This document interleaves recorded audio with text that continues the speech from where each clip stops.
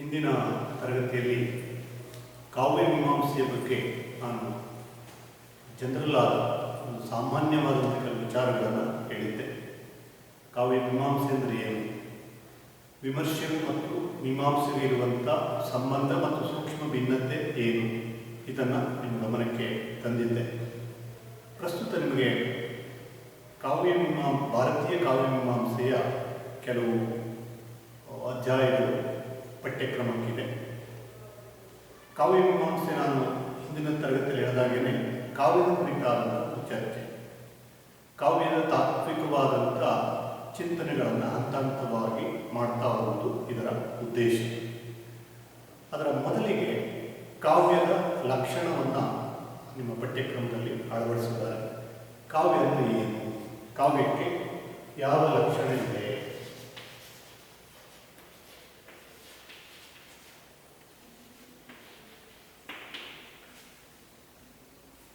ಒಂದು ರಚನೆ ಕಾವ್ಯ ಅಂತೇಳಿ ಕರೆಸಿಕೊಳ್ಳಲಿಕ್ಕೆ ಅದಕ್ಕೆ ಯಾವೆಲ್ಲ ಗುಣಲಕ್ಷಣಗಳು ಬೇಕು, ಇದನ್ನು ಕಾವ್ಯ ಮೀಮಾಂಸೆ ಏನು ಮಾಡ್ತದೆ, ಚರ್ಚೆ ಮಾಡುತ್ತದೆ. ಅದರಲ್ಲಿ ಕೂಡ ಭಾರತೀಯ ಕಾವ್ಯ ಮೀಮಾಂಸಕರು ಇದನ್ನು ಬಹಳ ಸೂಕ್ಷ್ಮವಾಗಿ 6ನೇ ಶತಮಾನದಷ್ಟು ಪ್ರಾಚೀನ ಕಾಲದಿಂದ ಇವತ್ತಿನವರೆಗೂ ಚರ್ಚೆ ಮಾಡ್ತಾನೆ ಬಂದಿದ್ದಾರೆ. ಯಾಕೆಂದರೆ ಕಾವ್ಯ ಹೇಳುವುದು ಭಾಷಿಕವಾಗಿ ಅಭಿವ್ಯಕ್ತಗೊಳ್ಳುವಂಥ ಒಂದು ಕಲಾ ಪ್ರಕಾರ. ಭಾಷೆ ಅಮೂರ್ತವಾದಂಥ ಸಂಗತಿಗಳನ್ನು ಕೂಡ ಮೂರ್ತಗೊಳಿಸುವಂಥ ಶಕ್ತಿಯನ್ನು ಹೊಂದಿತ್ತು. ನಮ್ಮ ಅನೇಕ ಲಲಿತ ಕಲೆಗಳಂತೆ ಕಾವ್ಯ ಕೂಡ ಒಂದು ಅನುಭವಕ್ಕೆ ಮಾತ್ರ ಸಂಪೂರ್ಣವಾಗಿ ವೇದ್ಯವಾಗುವಂಥ ಒಂದು ಕಲೆ. ಹಾಗಾಗಿ ಅನುಭವಕ್ಕೆ ಮಾತ್ರ ಬರುವ ಒಂದು ಕಲಾ ಪ್ರಕಾರದ ಲಕ್ಷಣವನ್ನು ನಾವು ಜನರಲ್ ಆಗಿ ಅಥವಾ ಸಾಮಾನ್ಯವಾಗಿ ಹೇಳುವ ಕಷ್ಟ ಇದ್ದೇ ಇದೆ. ಯಾಕಂದರೆ ನಾವು ಮೂರ್ತವಾದಂಥ ಯಾವುದೊಂದು ವ್ಯಕ್ತಿಯ ಅಥವಾ ವಸ್ತುವಿನ ಲಕ್ಷಣಗಳನ್ನು ಹೇಳುವಾಗ ಅವರ ಕಣ್ಣಿಗೆ ಸಿಗ್ತವೆ. ಅದರ ಗಾತ್ರ ಏನಿದೆ, ಅದನ್ನು ವಿಭಜಿಸಿದಾಗ ಈ ಅಂಶಗಳಿವೆ, ಅದನ್ನು ಪ್ರಯೋಗಾಲಯದಲ್ಲಿ ವೈಜ್ಞಾನಿಕವಾಗಿ ಕೂಡ ಮೂರ್ತವಾದ ಯಾವುದೊಂದು ಭೌತಿಕವಾದ ವಸ್ತುವಿನ ಲಕ್ಷಣಗಳನ್ನು ಹೇಳ್ತಾ ಹೋಗ್ಬೋದು. ಈ ಗುಣಲಕ್ಷಣಗಳಿವೆ, ಅದರ ಒಳಗಡೆ ಈ ಥರ ಇದೆ, ಆಕಾರ ಈ ಥರ ಇದೆ, ಅದನ್ನು ವಿಭಜಿಸಿದಾಗ ಈ ಅಂಶಗಳು ಅದರಲ್ಲಿ ಇವೆ ಅನ್ನೋದನ್ನು ನಾವೇನು ಮಾಡಬೇಕು, ಪಟ್ಟಿ ಮಾಡ್ತಾ ಹೋಗ್ಬೋದು. ಆದರೆ ಕಲೆ ಅನುಭವಕ್ಕೆ ಮಾತ್ರ ವೇದ್ಯವಾಗುವಂಥದ್ದು. ಅದರ ಲಕ್ಷಣ ಏನಪ್ಪ, ಅದನ್ನು ಹೇಳುವಾಗ ಅವ್ಯಾಪ್ತಿ, ಅತಿವ್ಯಾಪ್ತಿ, ಈ ಗುಣದೋಷಗಳು ಇಣುಕುವ ಸಾಧ್ಯತೆಗಳು ಜಾಸ್ತಿ. ಆದಾಗ್ಯೂ ಭಾಷೆಯ ಮೂಲಕ ವ್ಯಕ್ತಗೊಳ್ಳುವಂಥ ಒಂದು ಕಲಾ ಪ್ರಕಾರದ ಲಕ್ಷಣಗಳನ್ನು ನಮ್ಮ ಮೀಮಾಂಸಕರು ಯಾವೆಲ್ಲ ರೀತಿಯಲ್ಲಿ ವಿವೇಚನೆಗೆ ಒಳಪಡಿಸಿದ್ದಾರೆ ಅದನ್ನು ಸ್ಥೂಲವಾಗಿ ನೋಡ್ತಾ ಹೋಗೋಣ ನಿಮ್ಮ ಪಠ್ಯಕ್ರಮದ ವಿಚಾರದಲ್ಲಿ. ಕಾವ್ಯ ಅಂದರೆ ಏನು, ಅದಕ್ಕೆ ಯಾವೆಲ್ಲ ರೂಪಗಳಿವೆ, ಯಾವೆಲ್ಲ ಲಕ್ಷಣಗಳಿವೆ, ಅದನ್ನು ನಮಗೆ ಮೊಟ್ಟ ಮೊದಲು ಕಾವ್ಯದ ಲಕ್ಷಣದ ಬಗ್ಗೆ ಒಂದು ವ್ಯಾಖ್ಯೆಯನ್ನು ಕೊಟ್ಟಂಥ ಮೀಮಾಂಸಕ ಅಂತಂದರೆ 6ನೇ ಶತಮಾನದ ಭಾಮ. ಈತ ಒಂದು ಹೇಳಿಕೆಯನ್ನು, ವ್ಯಾಖ್ಯೆಯನ್ನು ಕೊಡ್ತಾನೆ. ಅದು ಬಹಳ ಸರಳವಾದದ್ದು ಮತ್ತು ಮುಂದಿನ ಎಲ್ಲ ಲಕ್ಷಣಗಳಿಗೆ ತಳಹದಿಯಾಗಿ ನಿಲ್ಲುವಂಥ ಒಂದು ಹೇಳಿಕೆ. ಅವನೇನು ಹೇಳ್ತಾನೆ ಅಂತಂದರೆ, ಶಬ್ದಾರ್ಥವು ಸಹಿತವು ಕಾವ್ಯ, ಶಬ್ದಾರ್ಥವು ಸಹಿತವು ಕಾವ್ಯ. ಇದು ಭಾಮನ ಪ್ರಸಿದ್ಧ ಹೇಳಿಕೆ. ಅವನ ಕಾವ್ಯಾಲಂಕಾರ ಎನ್ನುವಂಥ ಒಂದು ಕೃತಿಯಲ್ಲಿ ಈ ಹೇಳಿಕೆಯನ್ನು ಕೊಡ್ತಾನೆ. ಕಾವ್ಯ ಅಂತಂದರೆ ಶಬ್ದ ಮತ್ತು ಅರ್ಥಗಳಿಂದ ಕೂಡಿಕೊಂಡಿದ್ದು.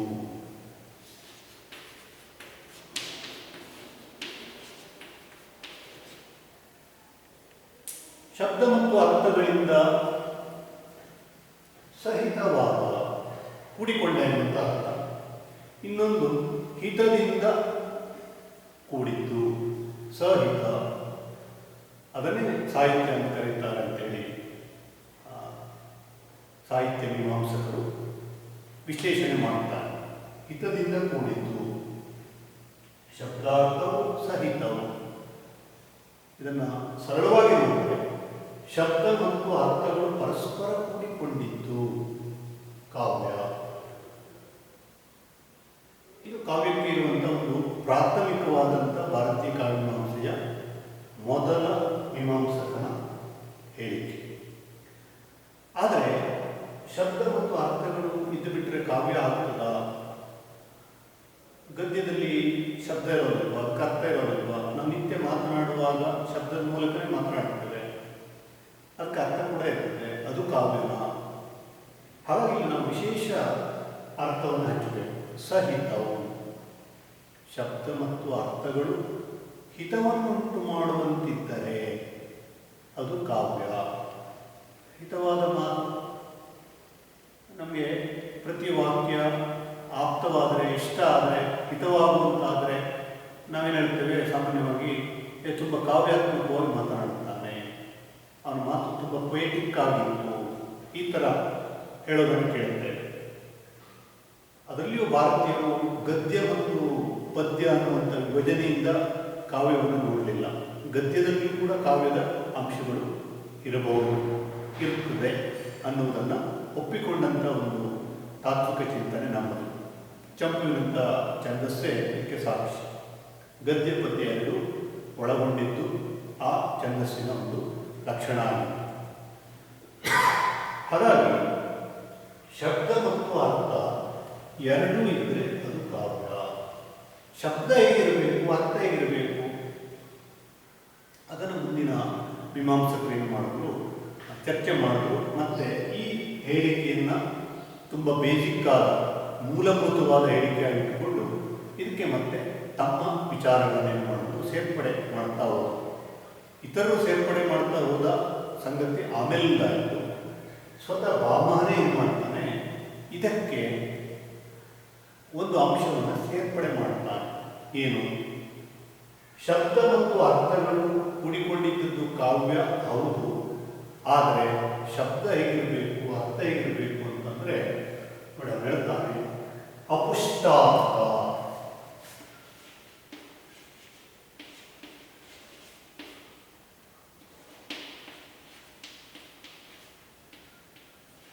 ಮತ್ತು ಅವಕ್ರೋಕ್ತಿ.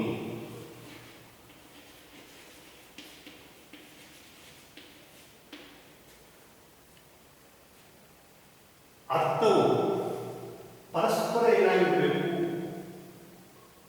ಕಾವ್ಯದಲ್ಲಿ ಬಳಕೆಯಾದಂಥ ಶಬ್ದಾರ್ಥಗಳು ಅಥವಾ ಕಾವ್ಯದಲ್ಲಿ ಬಳಕೆಗೊಂಡ ಶಬ್ದಗಳು ಬಿಟ್ಟು ಕೊಡ್ತಾ ಇರುವಂಥ ಅರ್ಥಗಳು ಒಂದಕ್ಕೊಂದು ಏನು ಮಾಡಿರಬೇಕು, ಪುಷ್ಟಿಯನ್ನು ನೀಡುತ್ತಾ ಇರಬೇಕು.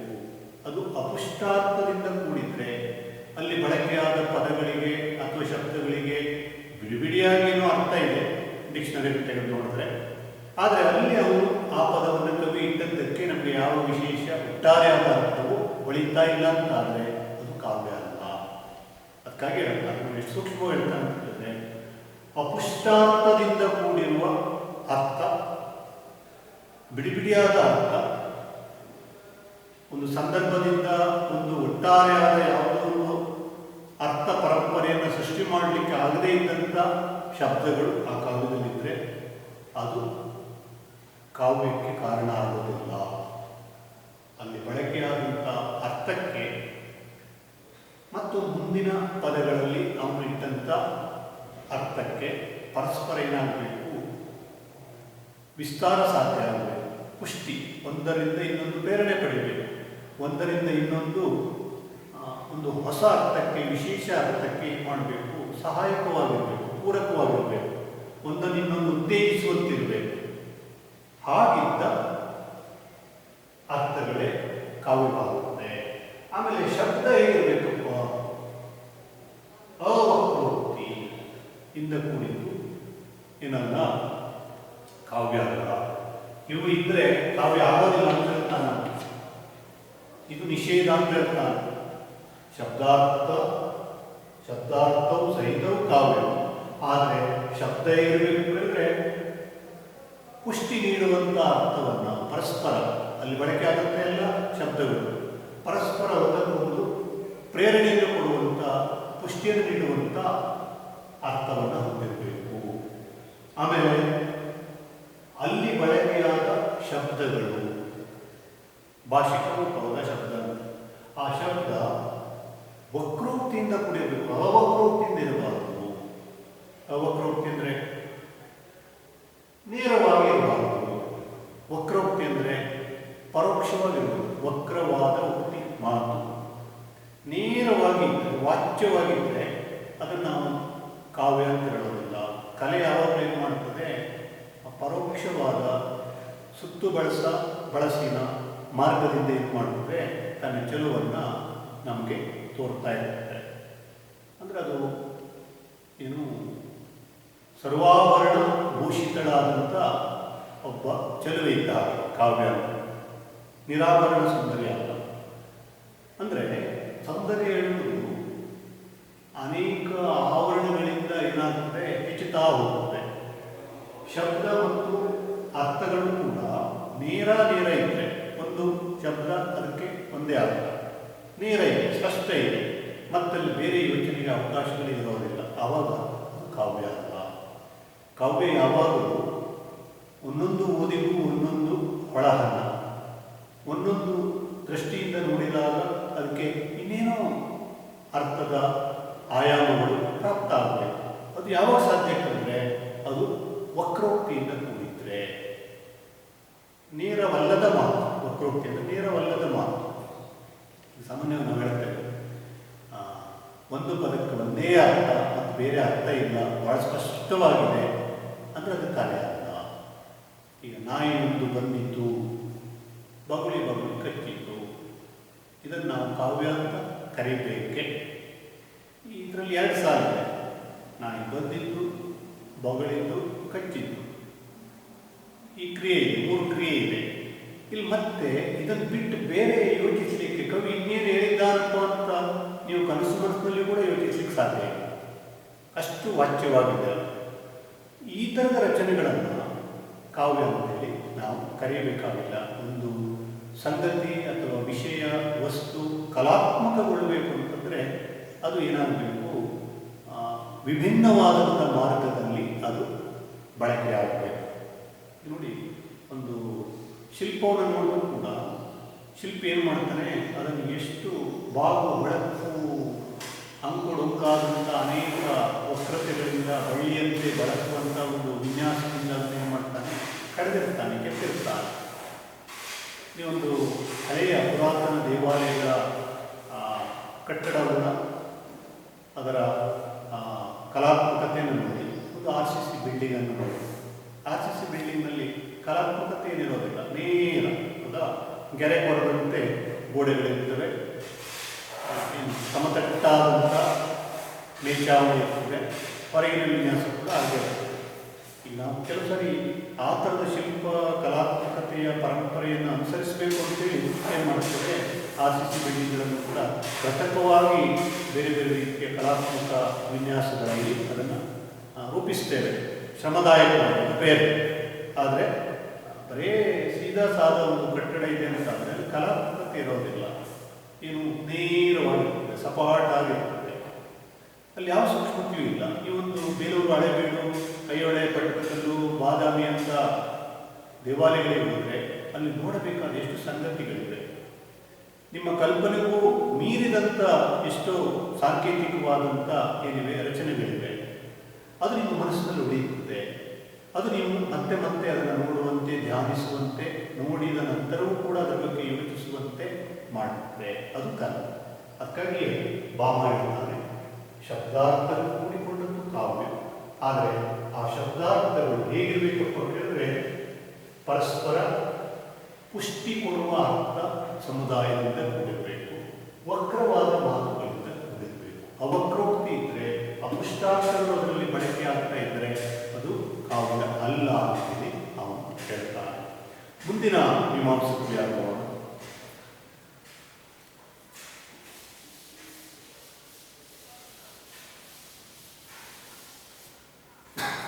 ವಾಮನ ನಂತರ ನಮಗೆ ಕಾವ್ಯಮೀಮಾಂಸೆಯಲ್ಲಿ ಕಾಣುವಂಥ ಒಬ್ಬ ಮುಖ್ಯ ಅಲಂಕಾರಿಕ ಅಂತಂದರೆ ದಂಡಿ. ದಂಡಿ ಒಂದು ಹೇಳಿಕೆಯನ್ನು ಕೊಡ್ತಾನೆ, ಶರೀರಂ ತಾವದಿಷ್ಟ, ಶರೀರಂ ತಾವದಿಷ್ಟಾರ್ಥ ವ್ಯವಚ್ಛಿನ್ನ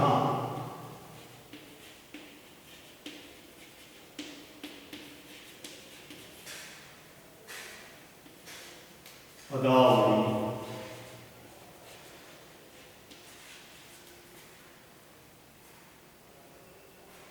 ಅಂದರೆ ಇಷ್ಟ ಅರ್ಥಗಳನ್ನು, ಇಷ್ಟವಾದ ಅರ್ಥವನ್ನು ಕೊಡುವಂಥ ಭಾಷಿಕ ರಚನೆಯನ್ನು ಅಂದರೆ ಶರೀರವನ್ನು ಹೊಂದಿರುವಂಥ ಪದ ಸಮುದಾಯಗಳೇ ಕಾವ್ಯ. ಕಾವ್ಯ ಅಂತಂದರೆ ನಮಗೆ ಇಷ್ಟ ಆಗುವ ಅರ್ಥವನ್ನು ಕೊಡುವಂಥ ಪದ ಸಮುದಾಯಗಳನ್ನು ಶರೀರವಾಗಿ ಹೊಂದಿರಬೇಕು. ಈಗ ನಾವು ಸಾಮಾನ್ಯವಾಗಿ ಕಾವ್ಯಕ್ಕೆ ಎರಡು ಆಯಾಮಗಳನ್ನು ಕೊಡುತ್ತೇವೆ. ಒಂದು ಏನು ಅರ್ಥ,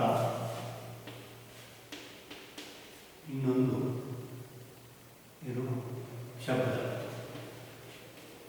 ಶಬ್ದವನ್ನು ಕಾವ್ಯದ ಶರೀರ ಅಂತ, ಅರ್ಥವನ್ನು ಅದರ ಆತ್ಮ ಅಂತ ಕರೀತೇವೆ.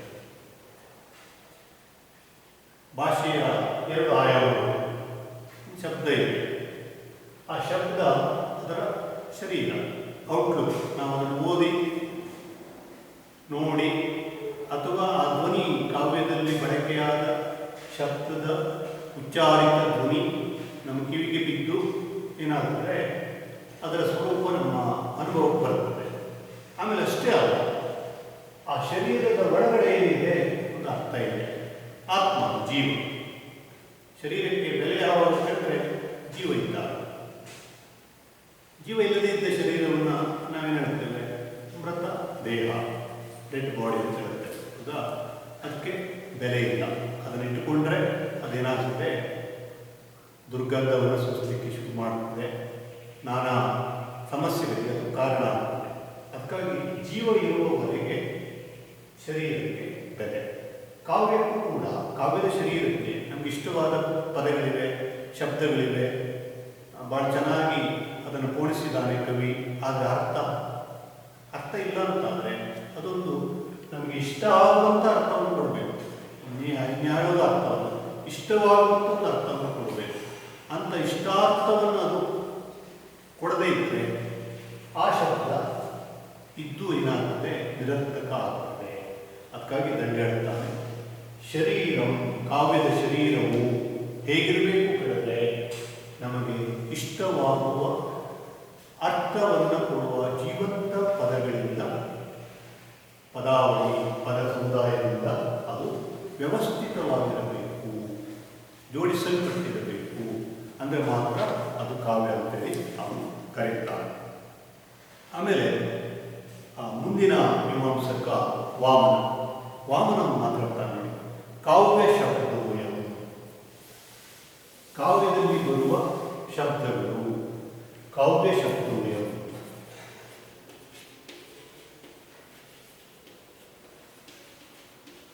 ಕಾವ್ಯ ಶಬ್ದೋಯಂ ಗುಣಾಲಂಕಾರ ಸಂಸ್ಕೃತಯೋ, ಗುಣಾಲಂಕಾರ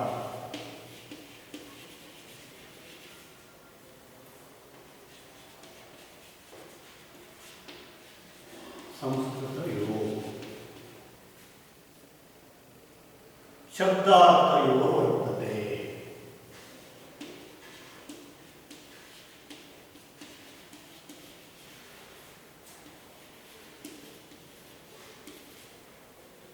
ವರ್ತತೆ ಇದು ವಾಮನನ ಹೇಳಿಕೆ. ಕಾವ್ಯ ಶಬ್ದಗಳು, ಕಾವ್ಯದಲ್ಲಿ ಬಳಕೆಯಾಗ್ತಾ ಇರುವಂಥ ಶಬ್ದಗಳು ಹೇಗಿರಬೇಕು ಎಂದರೆ ಗುಣ ಮತ್ತು ಅಲಂಕಾರಗಳಿಂದ ಸಂಸ್ಕರಿಸಲ್ಪಟ್ಟಿರಬೇಕು.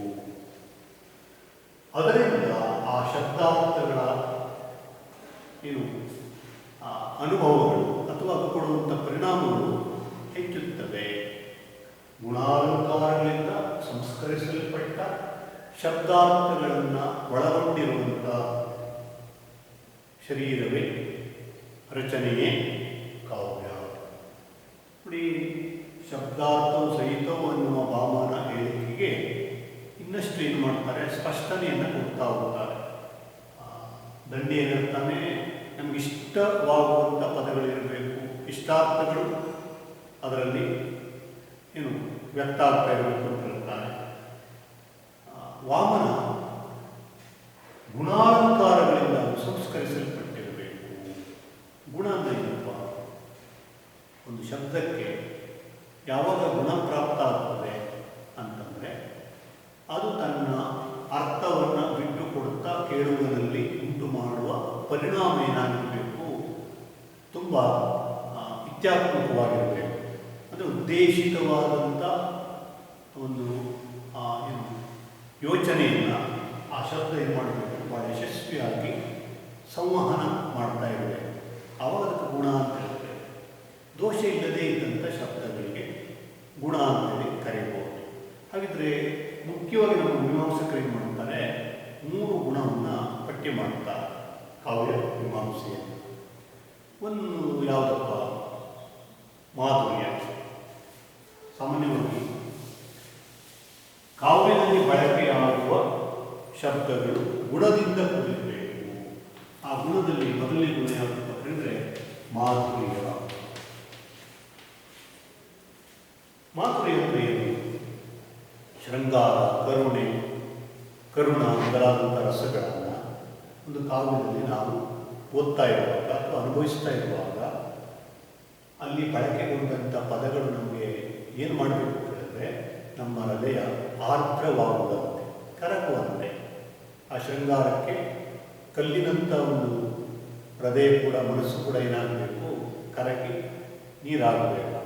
ಕರುಣೆ, ಕರುಣಾರಸ ಇದೆ ಅಂತ ಇಟ್ಕೊಳ್ಳಿ.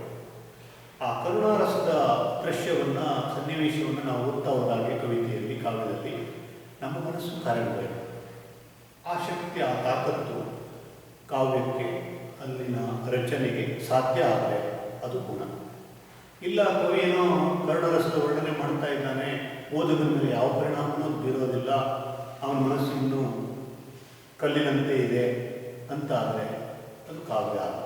ಅಂದರೆ ಭಾವನೆಗಳನ್ನು ಭಾಳ ಸೂಕ್ಷ್ಮವಾಗಿ ಅಭಿವ್ಯಕ್ತಿಸ್ತಾ, ತಾನು ಅಭಿವ್ಯಕ್ತ ಮಾಡ್ತಾ ಇರುವಂಥ ಭಾವನೆಗಳ ಲೋಕಕ್ಕೇನೆ ಓದುವ ಕೂಡ ಒಳಪಡುವಂತೆ ಮಾಡುವುದೇ ನಿಜವಾದ ಕಲೆ ಅಥವಾ ಕಾವ್ಯ. ಆ ಕಲೆಯ ಕೆಲಸ ಏನು ಕೇಳಿದ್ರೆ, ತಾನು ಏನಂದ್ರೆ ಹೇಳುತ್ತಾ ಇದೆಯೋ ಅದನ್ನು ಆಸ್ವಾದಕನ ಅಂತರಂಗಕ್ಕೆ ತಲುಪಿಸೋದು, ಭಾಳ ಶಕ್ತಿಶಾಲಿಯಾಗಿ ತಲುಪಿಸೋದು. ಸಾಧಾರಣವಾಗಿ ತುಂಬ ಶಕ್ತಿಶಾಲಿಯಾಗಿ ಕವಿಯ ಭಾವ ಏನಾಗಬೇಕು, ಸಹೃದಯನ ಭಾವ ಆಗಬೇಕು. ನಮ್ಮ ಕಾವ್ಯಮೀಮಾಂಸೆಯಲ್ಲಿ ಕವಿಗೆ ಎಷ್ಟು ಮಹತ್ವದ ಸ್ಥಾನ ಇದೆಯೋ, ಸಹೃದಯನಿಗೂ ಕೂಡ ಅಷ್ಟೇ ಮಹತ್ವದ ಸ್ಥಾನ ಇದೆ. ಅಂದರೆ ಸಹೃದಯನ ಅಂತರಂಗದಲ್ಲಿ ಈ ಮಾಧುರ್ಯದ ಅನುಭವವನ್ನು ಒಂದು ಕಾವ್ಯ, ವಿಶೇಷವಾಗಿ ಶೃಂಗಾರ, ಕರುಣೆಯಂಥ ರಸವನ್ನು ಪ್ರಧಾನವಾಗಿ ಉಳ್ಳಂಥ ಕಾವ್ಯ ಕೊಡ್ತಾ ಇದ್ದರೆ ಅದು ಆ ಕಾವ್ಯದ ಗುಣ. ಆಮೇಲೆ ವೀರ ಮೊದಲಾದಂಥ ಗಂಭೀರವಾದಂಥ ಒಂದು ಸನ್ನಿವೇಶವನ್ನು ಯಾವುದೊಂದು ಕಾವ್ಯ ಹೇಳ್ತಾ ಇದೆ ಅಂತ ತಿಳ್ಕೊಳ್ಳಿ. ಆವಾಗ ಓಜಸ್ಸು ನಮಗೇನಾಗಬೇಕು, ಗುಣವಾಗಿ ಬರಬೇಕು. ಓಜಸ್ಸು ಅಂತಂದರೆ ನಮ್ಮ ಮನಸ್ಸು ಕೂಡ ಆ ಗಾಂಭೀರ್ಯದ ಒಂದು ಸ್ಥಿತಿಯನ್ನು ತಲುಪಬೇಕು. ಅದಕ್ಕೆ ಆ ಶಕ್ತಿ ಇದ್ದರೆ ಅಲ್ಲಿ ಬಳಕೆ ಆದಂಥ ಪದಗಳಿಗೆ. ಯಾಕಂದರೆ ಭಾಷೆ ಕವಿ ಇರೋದಿಲ್ಲ, ಕವಿ ರಚನೆ ಮಾಡಿದಂಥ ಏನು ಭಾಷಿಕವಾದಂಥ ರೂಪ ಮಾತ್ರ ನಮ್ಮ ಮುಂದೆ ಇರ್ತದೆ. ಅದಕ್ಕೆ ಆ ಶಕ್ತಿ ಇದ್ದರೆ ಮಾತ್ರ ಏನಾಗ್ತದೆ, ರಸಾನುಭವ ಸಾಧ್ಯ ಆಗ್ತದೆ. ಇಲ್ಲೇ ಹೋದರೆ ರಸಾನುಭವಕ್ಕೆ ನಾವು ಒಳಪಡೋದೇ ಇಲ್ಲ. ಹಾಗಾಗಿ ಆ ಓಜಸ್ಸು, ಆ ಗಾಂಭೀರ್ಯತೆ, ಮನಸ್ಸು ಏನಾಗಬೇಕು, ಅರಳೆ ನಿಲ್ಲಬೇಕು. ವೀರರಸ ಅಂತಾದಾಗ, ವೀರರಸದ ವರ್ಣನೆ ಮಾಡ್ತಾ ಇರುವಾಗ ಏನು ಓದುವ ಕೂಡ ಒಂದು ರೀತಿಯಲ್ಲಿ ಅವನ ದೇಹ ಮನಸ್ಸುಗಳು ಸೆಟೆದು ನಿಲ್ಲಬೇಕು. ಈಗ ಯುದ್ಧದ ವರ್ಣನೆ ಆಗ್ತಾ ಇದೆ ಅಂತ ಇಟ್ಕೊಳ್ಳಿ. ಈಗ ರನ್ನನ ಗದಾಯುದ್ಧದ ಕಾವ್ಯ, ರನ್ನ ಯುದ್ಧದ ವರ್ಣನೆ ಮಾಡ್ತಾ ಇದ್ದಾರೆ. ಆವಾಗ ಓದುಗನಲ್ಲಿ ಕೂಡ ಆ ಯುದ್ಧೋತ್ಸಾಹ ಏನಾಗಬೇಕು, ಹುಟ್ಟಬೇಕು. ಅವನ ಭಾವಗಳಲ್ಲಿ ಕೂಡ ಯುದ್ಧ ಮಾಡುವಂಥ ಒಂದು ಹುಮ್ಮಸ್ಸು ಕುಳಿತಲ್ಲೇ ಪ್ರಾಪ್ತ ಆಗಬೇಕು. ಅದು ಓಜಸ್ಸು. ಆಮೇಲೆ ಇನ್ನೊಂದು ಪ್ರಸಾದ, ಮೂರನೇ ಮುಖ್ಯವಾಗಿ ಗುಣನ ಪಟ್ಟಿ ಮಾಡ್ತಾರೆ. ಆಮೇಲೆ ಇನ್ನೂ ನಾವು ಸೂಕ್ಷ್ಮವಾಗಿ ಸುಮಾರು 30ಕ್ಕಿಂತ ಹೆಚ್ಚು ಬೇರೆ ಬೇರೆ ಗುಣಗಳನ್ನು ಭಾಷೆಯಲ್ಲಿ, ಕಾವ್ಯದಲ್ಲಿ ಗುರುತಿಸ್ತಾ ಹೋಗ್ತಾರೆ. ಅಂದರೆ ಆಯಾ ಸನ್ನಿವೇಶಕ್ಕೆ ತಕ್ಕಂತೆ ಆಯಾ ಗುಣವನ್ನು ವ್ಯಂಜಿಸುವಂಥ ಪದಗಳನ್ನೇ ಕವಿ ಏನು ಮಾಡಬೇಕು, ಬಳಸಬೇಕು. ಅದಿಲ್ಲದೆ ಅವರಲ್ಲಿ ಏನಾಗ್ತದೆ, ನಮಗೆ ಕಮ್ಯುನಿಕೇಟ್ ಆಗೋದಿಲ್ಲ, ರಸಾನಂದ ನಮಗೆ ಸಿಗೋದಿಲ್ಲ.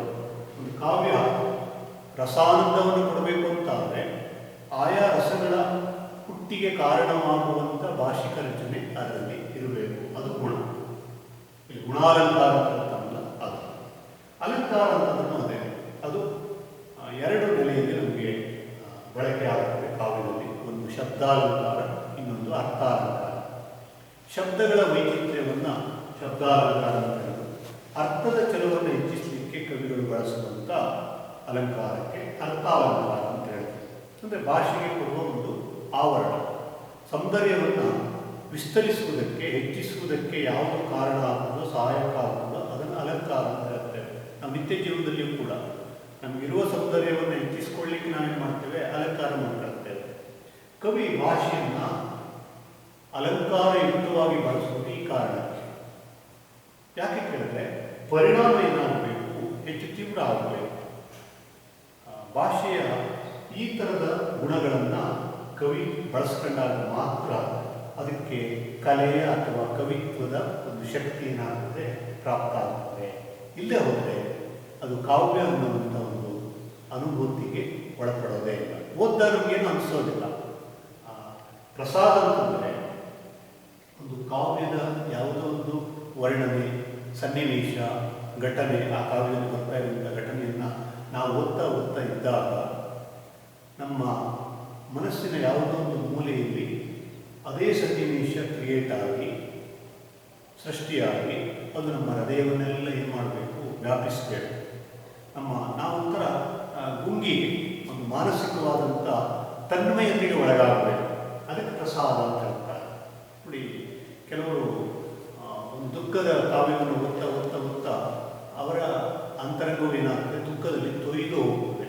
ನಿಜವಾದ ಒಬ್ಬ ಸಹೃದಯ ಓದುವುದು, ಸುಮ್ಮನೆ ಪರೀಕ್ಷೆ ಓದೋದು, ಯಾವುದೋ ನಿರ್ದಿಷ್ಟ ಸೀಮಿತ ಉದ್ದೇಶಕ್ಕಾಗಿ ಓದೋದು ಮಾಡಿದ್ರೆ ಆಗೋದಿಲ್ಲ. ತನ್ಮಯತೆಯಿಂದ ನೀವು ಓದಿದ್ರೆ, ಕಲೆಯನ್ನು ಆಸ್ವಾದಿಸಬೇಕು ಅನ್ನುವ ತನ್ಮಯತೆಯಿಂದ ಓದಿದ್ರೆ, ಒಂದು ದುಃಖದ ಕಾವ್ಯವನ್ನು ಓದ್ತಾ ನಮ್ಮ ಅಂತರಂಗವು ಏನಾಗುತ್ತೆ, ಆ ದುಃಖದಲ್ಲಿ ಮುಳುಗಿ ಹೋಗುತ್ತದೆ.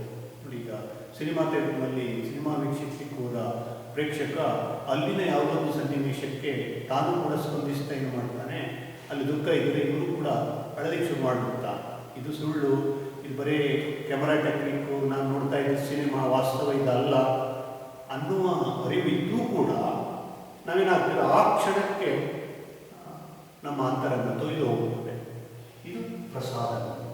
ಅಂದರೆ ಕಾವ್ಯದಲ್ಲಿ ವಿವರಣೆಗೆ ಒಳಗಾಗ್ತಾ ಇರುವಂಥ, ವರ್ಣನೆಗೆ ಒಳಗಾಗ್ತಾ ಇರುವಂಥ ಒಂದು ಸಂದರ್ಭ, ಸನ್ನಿವೇಶ ನಮ್ಮೊಳಗಡೆ ಕೂಡ ಸೃಷ್ಟಿಯಾಗಿ ಅದು ನಮ್ಮ ಅಂತರಂಗವನ್ನೆಲ್ಲ ವ್ಯಾಪಿಸುವಂಥ ಶಕ್ತಿಯನ್ನು ಪಡೆದರೆ ಅದನ್ನು ನಾವು ಪ್ರಸಾದ ಅಂತ ಹೇಳ್ತೇವೆ. ಗುಣ ಅನ್ನೋ ಪದಕ್ಕೆ ಇಷ್ಟೆಲ್ಲ ಸೂಕ್ಷ್ಮವಾಗಿ ನಮ್ಮ ಕಾವ್ಯಮೀಮಾಂಸಕರು ಏನು ಮಾಡಿದ್ದಾರೆ, ವಿಚಾರ ಮಾಡಿದ್ದಾರೆ.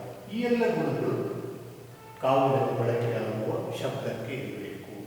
ಕವಿಗೆ ಇರುವ ಅಸ್ತ್ರ ಶಬ್ದ ಒಂದೇ. ಹೌದಾ, ನಿಮಗೆ ಅವನು ಈ ಗುಣ ತರಬೇಕು, ಪ್ರಸಾದ ಗುಣ ನಿಮ್ಮೊಳಗಡೆ ಬರಬೇಕು, ಓಜಸ್ಸಿನ ಗುಣ ನಿಮ್ಮಲ್ಲಿ ಬರಬೇಕು, ಮಾಧುರ್ಯದ ಗುಣ ಬರಬೇಕು ಅಂತೇಳಿ ರಂಗಕಲೆಯಾಗಿ ಅವನು ಮೇಕಪ್ ಮಾಡಿಕೊಳ್ಳಿಕ್ಕೆ ಆಗೋದಿಲ್ಲ. ಅಥವಾ ದೈಹಿಕವಾದಂಥ ಏನು ಆಂಗಿಕ ಅಭಿನಯಗಳನ್ನು ಮಾಡಲಿಕ್ಕೆ ಆಗೋದಿಲ್ಲ. ಸಾತ್ವಿಕ ಅಭಿನಯವನ್ನು ತೋರಿಸಲಿಕ್ಕೆ ಅಲ್ಲಿ ಸ್ವತಃ ಕವಿ ಇರೋದಿಲ್ಲ. ಅವನು ರಚಿಸಿದಂಥ ಕಾವ್ಯ ಮಾತ್ರ ಇದೆ. ಈಗ ಬೇಂದ್ರೆ ಯಾವುದೊಂದು ಕಾವ್ಯವನ್ನು ನೀವು ಓದ್ತಾ, ಬೇಂದ್ರೆ ಅವತ್ತು ಅದನ್ನು ರಚನೆ ಮಾಡುವಾಗ ಯಾವ ಭಾವಸ್ಥಿತಿಗೆ ಹೋಗಿದ್ನೋ ಅದೇ ಸ್ಥಿತಿಗೆ ಬರ್ತಿರಲ್ಲ. ಅದು ಭಾಷೆಗೆ ಕವಿ ತೊಡಿಸಿದಂಥ ಈ ಗುಣಗಳಿಂದ. ಇಲ್ಲೇ ಹೋದರೆ ಅದು ಸಾಧ್ಯ ಆಗ್ತಾ ಇಲ್ಲ. ಇವತ್ತು ಎಷ್ಟು ಸಾವಿರ ವರ್ಷಗಳ ಹಿಂದಿನ ಕಾವ್ಯವನ್ನು ನಾವು ಓದ್ತಾ ನಮ್ಮ ಮನಸ್ಸು ಏನಾಗ್ತದೆ, ಅದಕ್ಕಾಗಿ ಮಿಡಿಯುತ್ತದೆ. ಅದೇ ಭಾವವನ್ನು ನಾವು ಏನು ಮಾಡ್ತೇವೆ, ಹೊಂದುತ್ತೇವೆ. ಹೀಗೆ ಹೊಂದೋದು ಯಾಕೆ ಸಾಧ್ಯ ಆಯಿತು? ಅವನು ರಚನೆ ಮಾಡಿದ ರಚನೆಯಲ್ಲಿ ಅಂದರೆ ಭಾಷಿಕ ರೂಪದಲ್ಲಿ ಆ ಶಕ್ತಿ ಇರೋದಿಲ್ಲ.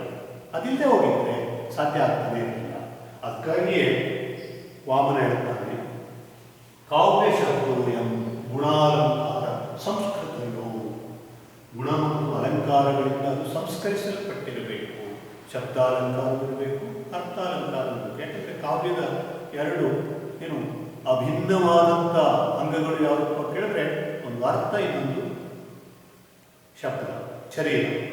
ಜೀವ ಅದರ ಅರ್ಥ, ಭಾಷೆ ಅಥವಾ ಶಬ್ದಗಳು ಅದರ ಶರೀರ. ಶರೀರ ಮತ್ತು ಜೀವ ಎರಡು ಬೇರೆ ಆಗಲ್ಲ. ಸುಮ್ಮನೆ ವಿಭಜನೆಗಾಗಿ ಅದನ್ನು ಬೇರೆ ಅಂತ ಹೇಳ್ತೇವೆ. ಬೇರೆ ಇಟ್ಟರೆ ಒಂದಕ್ಕೂ ಅಸ್ತಿತ್ವ ಇಲ್ಲ. ಒಳಗಿರುವ ಜೀವವನ್ನು ಹೊರಗೆ ತೆಗೆದರೆ ಅದು ಉಳಿಯೋದೇ ಇಲ್ಲ. ಮೀನನ್ನು ನೀರಿನಿಂದ ಹೊರಗೆ ತೆಗೆದಾಗುತ್ತೆ. ಹಾಗೆಯೇ ಆತ್ಮಕ್ಕೆ ಶರೀರದ ಹೊರತಾಗಿ ಪ್ರತ್ಯೇಕವಾದಂಥ ಅಸ್ತಿತ್ವ ಇಲ್ಲ. ಶರೀರಕ್ಕೂ ಜೀವ ಕಳ್ಕೊಂಡ ಮೇಲೆ ಅದು ಏನು ಮೃತ, ಅದು ಮಣ್ಣಿನಲ್ಲಿ ಏನಾಗಬೇಕಾದ್ದು, ವಿಲೀನವಾಗಬೇಕಾದ್ದು, ಪಂಚಭೂತಗಳಲ್ಲಿ ಲೀನ ಆಗಬೇಕಾದ್ದು. ಅದಕ್ಕಾಗಿಯೇ ಒಂದು ಕಲೆ ಅಥವಾ ಕಾವ್ಯ ನಮಗೆ ಹೆಚ್ಚು ಶಕ್ತಿಶಾಲಿಯಾಗಿ ಸಂವಹನಕ್ಕೆ ಒಳಗಾಗಬೇಕು ಅಂತಾದರೆ ಅದಕ್ಕೆ ಸುಂದರವಾದ ಶರೀರವೂ ಅಗತ್ಯ. ಹಾಗೆಯೇ ಅಷ್ಟೇ ಸೊಗಸಾದ ಅರ್ಥವು, ಆತ್ಮವು ಮುಖ್ಯ. ಒಂದು ವ್ಯಕ್ತಿಯ ವ್ಯಕ್ತಿತ್ವವನ್ನು ನಾವು ಅಳೆಯುವಾಗ ಬರೀ ಬಾಡಿಯನ್ನು ನೋಡಿಕೊಂಡು, ಔಟ್ಲುಕ್ಕನ್ನು ನೋಡಿಕೊಂಡು, ಅವನ ಹೊರಗಿನ ವಿನ್ಯಾಸವನ್ನು ನೋಡಿಕೊಂಡು ನಿರ್ಧಾರಕ್ಕೆ ಬರೋದಿಲ್ಲ ಅಲ್ವಾ? ಹಾಗೆಯೇ ಕಾವ್ಯಕ್ಕೆ ಸುಂದರವಾದಂಥ ಭಾಷೆಯ ಏನು ಆಭರಣವನ್ನು ತೊಡಿಸಿದರೆ ಅದು ಕಾವ್ಯ ಆಗೋದಿಲ್ಲ. ಅನೇಕರು ತಪ್ಪಾಗಿ ಅದನ್ನು ಹಾಗೆ ಅರ್ಥ ಮಾಡ್ಕೊಳ್ತಾರೆ. ಅದಕ್ಕೆ ಏನಿರಬೇಕು, ಓದ್ತಾ ಓದ್ತಾ ಓದ್ತಾ ಅದು ಬಿಟ್ಟು ಕೊಡುವ ಅರ್ಥ ಈ ಎಲ್ಲ ಗುಣಗಳಿಂದ ಅದೇನಾಗಬೇಕು, ನಮ್ಮನ್ನು ತಟ್ಟಬೇಕು, ವ್ಯಾಪಿಸಬೇಕು.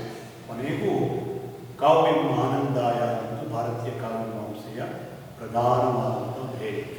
ಕಾವ್ಯ ನಮ್ಗೆ ಆನಂದ ಕೊಡಬೇಕು. ಅದು ನಮ್ಮ ಹೃದಯದ ಒಳಗಡೆ ಏನು ಮಾಡಬೇಕು, ಕೆಲಸ ಮಾಡಬೇಕು.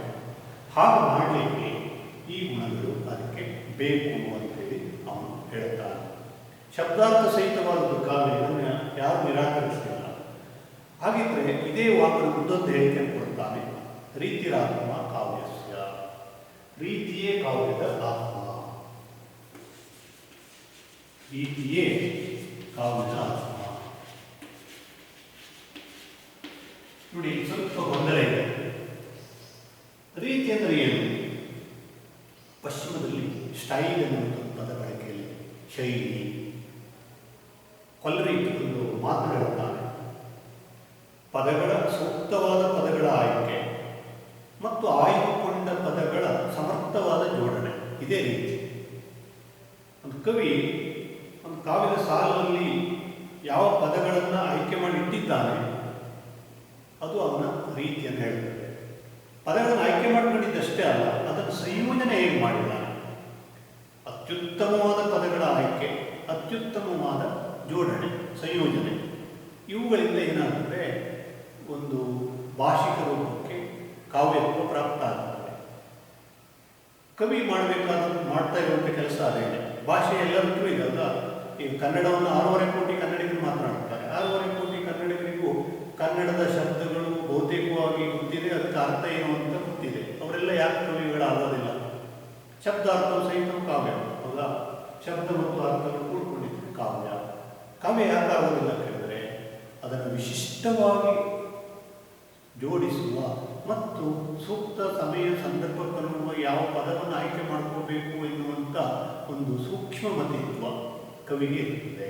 ಅದಕ್ಕಾಗಿಯೇ ಅವನೇನಾಗ್ತಾನೆ, ನಮ್ಮದೇ ಭಾಷೆಯಲ್ಲಿ ಕಾವ್ಯವನ್ನು ಬರೀತಾ ಇದ್ದರೂ ಕೂಡ ವ್ಯಾವಹಾರಿಕವಾದ ಆಡು ಮಾತಿಗಿಂತ ಅದನ್ನು ಬೇರೆಯಾಗಿ ಏನು ಮಾಡಿರ್ತಾನೆ, ಕಟ್ಟಿರ್ತಾನೆ. ಹಾಗಾಗಿ ಆಡು ಮಾತಿನ ಅಥವಾ ನಿತ್ಯ ಜೀವನದ ವ್ಯಾವಹಾರಿಕ ಭಾಷೆಯ ಬಳಕೆ ಬೇರೆ, ಕಲೆಗಾಗಿ ಅದನ್ನು ಬಳಸುವಂಥ ರೀತಿ ಬೇರೆ. ಅಲ್ಲಿ ಅವನಿಗೆ ಏನಿರ್ತದೆ, ಒಂದು ವಿಶೇಷವಾದಂಥ ಪರಿಣತತೆ ಇರುತ್ತದೆ. ಅದಕ್ಕಾಗಿ ನೋಡಿ, ರೀತಿಯೇ ಕಾವ್ಯದ ಆತ್ಮ. ವಸ್ತು ಅದದೇ ಇದೆ. ಪಂಪನ ಕಾಲದಿಂದ ಇವತ್ತಿನ ಕಾಲದವರೆಗೂ ರಾಮಾಯಣ ಮಹಾಭಾರತವನ್ನು ಅನೇಕರು ಏನು ಮಾಡಿದ್ದಾರೆ, ಪುನಃ ರಚನೆ ಮಾಡಿದ್ದಾರೆ ಭಾರತೀಯ ಸಂದರ್ಭದಲ್ಲಿ. ವಸ್ತು ಅದೇನೆ, ರಾವಣರ ಕಥೆ. ಆದರೆ ಹೇಳುವ ರೀತಿ ಒಬ್ಬರಿಗಿಂತ ಇನ್ನೊಬ್ಬರು ಇಲ್ಲ. ಈ ಕುವೆಂಪು ರಾಮಾಯಣ ಅಂದರೆ ಕರ್ನಾಟಕದಲ್ಲೇ ವಿವರಿಸಿದಾಗೆ ನಿಮ್ಗೆ ಅನುಭವಕ್ಕೆ ಅದು ಆ ಥರದ ಅನುಭವವನ್ನು ನಿಮಗೆ ಅದು ತಂದು ಕೊಡುತ್ತದೆ. ವಾಲ್ಮೀಕಿಯ ಕಾವ್ಯವನ್ನೇ ಸಾವಿರ ಲೇಖಕರು ಅಥವಾ ಕವಿಗಳು ಪುನರ್ನಿರ್ಮಾಣ ಮಾಡಿದರೂ ಕೂಡ ಸೂಕ್ಷ್ಮವಾದಂಥ ರೀತಿಯ ಭಿನ್ನತೆಯನ್ನು ಅವರು ಅದರಲ್ಲಿ ಕಾಣಿಸ್ತಾರೆ. ಹಾಗಾದರೆ ಕವಿಯ ಅನನ್ಯತೆ ಇರುವುದು ಅವನು ಏನನ್ನು ಹೇಳಿದ್ದಾನೆ ಎನ್ನುವುದಕ್ಕಿಂತ ಹೇಗೆ ಹೇಳಿದ್ದಾನೆ ಎನ್ನುವುದರಲ್ಲೇ. ಅದಕ್ಕೇ ರೀತಿಯೇ ಕಾವ್ಯದ ಆತ್ಮ ಅಂತ ಹೇಳ್ತಾನೆ. ಈ ರೀತಿ ಯಾವುದಕ್ಕೆ ಸಂಬಂಧಪಟ್ಟಿದ್ದು? ಭಾಷೆಗೆ. ಈಗ ನೋಡಿ, ಒಂದು ವ್ಯತ್ಯಾಸ ಏನಾಗುತ್ತೆ ಇಲ್ಲಿ. ಭಾಷೆಯನ್ನು ನಾವೇನಿರ್ತೇವೆ ಕಾವ್ಯದ ಶರೀರ ಅಂತ ಹೇಳ್ತೇವೆ, ಅರ್ಥವನ್ನು ಏನಂತ ಹೇಳ್ತೇವೆ ಆತ್ಮ ಅಂತ ಹೇಳ್ತೇವೆ, ಜೀವ ಅಂತ ಹೇಳ್ತೇವೆ. ಹಾಗಿದ್ರೆ ರೀತಿ ಯಾವಾಗ ಸೇರಿದ್ದು? ಶರೀರಕ್ಕೆ ಸೇರಿದ್ದ? ರೀತಿಯೇ ಕಾವ್ಯದ ಆತ್ಮ ಅಂತ ಹೇಳ್ತಾರಲ್ಲ, ಶರೀರವೇ ಆತ್ಮ ಮಾಡಿದಾಗ ಆಗಲ್ಲ. ಶರೀರವೇ ಆತ್ಮ ಅನ್ನೋದನ್ನು ಒಪ್ಕೊಳ್ತೇವೆ ನಾವು? ಇಲ್ಲ, ಶರೀರ ಬೇರೆ ಆತ್ಮ ಬೇರೆ. ಒಳಗಿರುವ ಜೀವಕ್ಕೆ ಆತ್ಮ ಅಂತ ಹೇಳ್ತೇವೆ. ಆಧ್ಯಾತ್ಮಿಕವಾಗಿ ಬೇರೆ ಆಯಾಮ ಇರ್ಬೋದು. ನಾವು ಸಾಮಾನ್ಯವಾಗಿ ಆತ್ಮ ಅಂತಂದ್ರೆ ಏನಪ್ಪ ಅಂತಂದ್ರೆ ಒಳಗಿರುವ ಜೀವ. ರೀತಿಯೇ ಕಾವ್ಯದ ಆತ್ಮ ಅಂತ ಹೇಳ್ತಾರಲ್ಲ, ರೀತಿ ಯಾವುದು ಪ್ರಾಪ್ತ ಆಗುತ್ತೆ? ಭಾಷೆನೇ ಆಗಿದ್ರೆ ಆತ್ಮನ ಅಲ್ಲ. ಆ ಭಾಷೆಯನ್ನು ದುಡಿಸಿಕೊಳ್ಳುವಾಗ ಅದಕ್ಕೆ ಜೀವಂತಿಕೆಯನ್ನು ಕೊಡುವಂಥ ಒಂದು ಶಕ್ತಿ ಯಾರಿಗಿದೆ? ಕವಿಗಿದೆ. ಹಾಗಾಗಿ ಆ ಜೀವಂತಿಕೆಯ ಒಂದು ಕುಶಲತೆ ಅದು ಒಂದು ರಚನೆಯನ್ನು ಮಾಡ್ತದೆ, ಕಾವ್ಯವಾಗಿಸ್ತದೆ. ಈ ಸ್ವಲ್ಪ ನಮಗೆ ಅರ್ಥ ಮತ್ತು ಶರೀರ, ಆತ್ಮ ಮತ್ತು ಶರೀರ ಎನ್ನುವ ವಿಭಜನೆಯಲ್ಲಿ ಭಾಷೆ ಅಂದಮೇಲೆ ಶರೀರ, ಅರ್ಥ ಅಂದಮೇಲೆ ಆತ್ಮ ಜೀವ ಅಂತ ನಾವು ವಿಭಜನೆ ಮಾಡಿಕೊಂಡ್ರೆ ಸ್ವಲ್ಪ ಗೊಂದಲ ಆಗ್ತದೆ ಈ ಹೇಳಿಕೆಯಲ್ಲಿ. ಆದಾಗ್ಯೂ ಕೂಡ ಅವೆರಡು ಪರಸ್ಪರ ವಿರುದ್ಧವಾದದ್ದಲ್ಲ. ಜೀವ ಮತ್ತು ಶರೀರ ಒಂದಕ್ಕೊಂದು ಪೂರಕವಾದದ್ದು, ಸಾಪೇಕ್ಷವಾದದ್ದು, ಒಂದನ್ನು ಬಿಟ್ಟು ಇನ್ನೊಂದಿಲ್ಲ ನಾನು ಹೇಳೋದು. ಹಾಗಾಗಿಯೇ ಬಳಸುವ ಭಾಷೆಯೇ ಹೇಗೆ ಬಳಸಲ್ಪಟ್ಟಿದೆ ಎನ್ನುವುದರ ಮೂಲಕ ಜೀವಂತಿಕೆ ಪ್ರಾಪ್ತ ಆಗುತ್ತದೆ.